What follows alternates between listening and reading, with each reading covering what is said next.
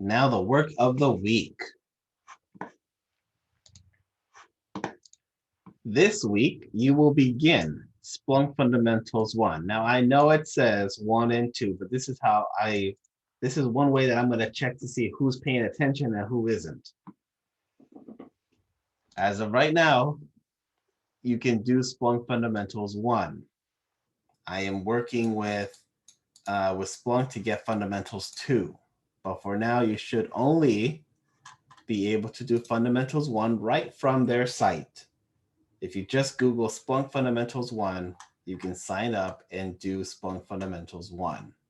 That is the requirement. So this link that goes to WordPlus still works, but you can't log in, and I'm working with Splunk on that. So again, your assignment is to complete Splunk Fundamentals 1. Not 2, just 1. As an added bonus, I have added the links for you to learn how to deploy Pi-hole.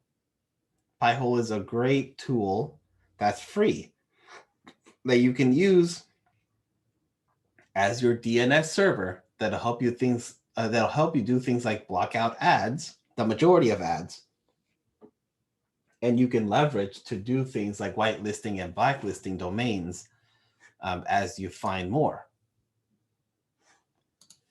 A tool like Pi-hole is great because it can run on a Raspberry Pi.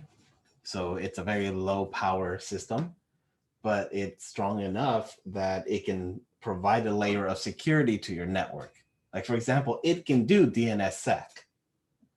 It can forward requests to more secure servers like Quad 9, 9.9.9.9. If you are weary of using Google as your DNS or Cloudflare, you could use this. I use this. I use Quad 9 instead. So you can set up a Pi-hole if you want. It is not a requirement. It is a great tool. I think as security folks, you should be able to try different stuff. So if you have a Raspberry Pi lying around, you can set it up as a Pi-hole and set Quad 9 as your DNS and see the difference. Try it out. But again, the goal of the week is to complete Splunk Fundamentals 1, and what you would be submitting is the PDF with the certificate that says you completed Splunk 1. Any questions? Oh, and as always, NetLab is extra.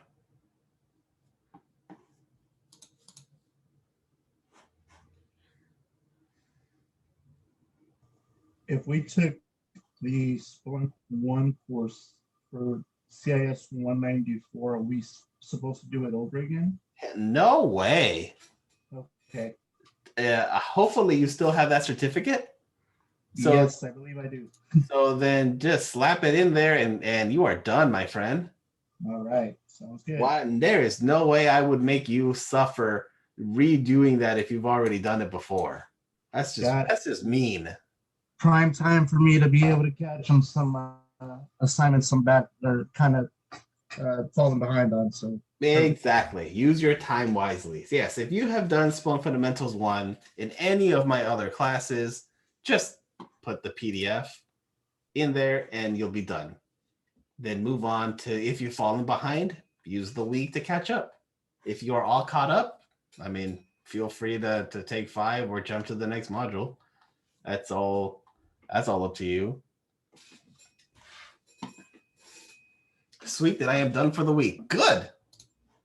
If you're behind on anything, catch up. Otherwise, there you go.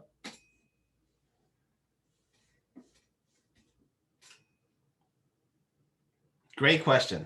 But yeah, if you've completed it, no need to redo it. Just send the PDF again, and that'll check off the box. Are there any other questions?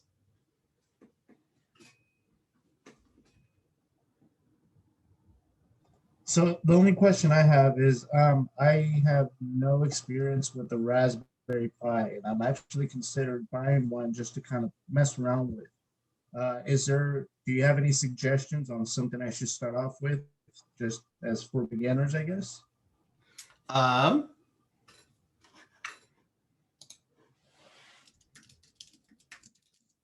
let's see. Kit.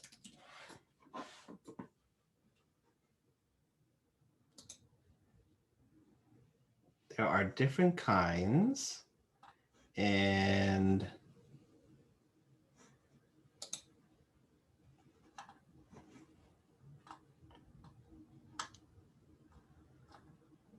so here's the different models. You could use it as a little computer. It's not super Okay. powerful, but definitely does the job. I have this one running Mhm. as my Pi-hole and a bunch of other things at once. Okay. It starts at $35. You have different RAM choices. You can pick this up pretty much anywhere, like Best Buy or I think even Target. Oh, Sells really? things. Yeah. Oh, okay. I'll have to check It that out then. doesn't need video. Mm-hmm. You could run SSH Okay. and be able to connect to it.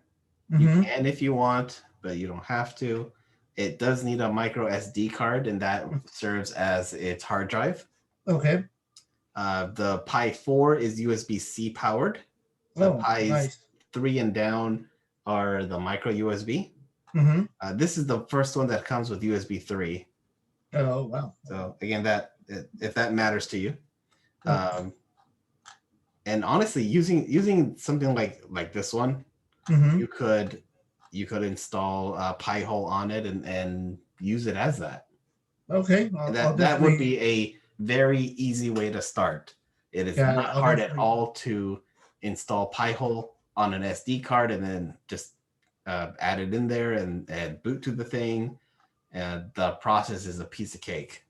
Okay, perfect. And I appreciate the suggestion now. I'll look into getting one so I can kind of mess around with. I know we use them at work because I work for a surveillance company where we set up our own uh, cameras into our own servers and stuff like that. So I know that a lot of the stuff, so it's not saved on the actual server, gets saved onto the Raspberry Pi. But I've never actually really sat down and messed around with them when I actually just do the setup of the servers and stuff like that. So Mhm. Yeah, it's just think of this as a very tiny computer. got it, got it. Well, That's I really what appreciate it it. is. A nice tiny computer that can do a lot of things, but it's not you can't like play Steam games on it yet. Right, It's not that powerful, right. but No, it's no, I get it, I get it. it's Okay, powerful enough to do quite a lot. got it. Yeah, from what I'm able to see, yeah, it can be used for multiple platforms, do multiple things. So Yeah.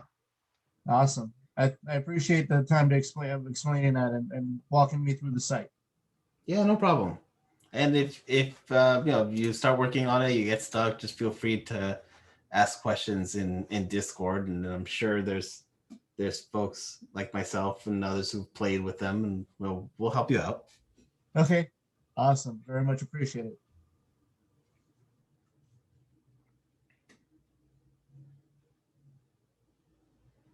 Other questions, other ideas before I hit the stop recording?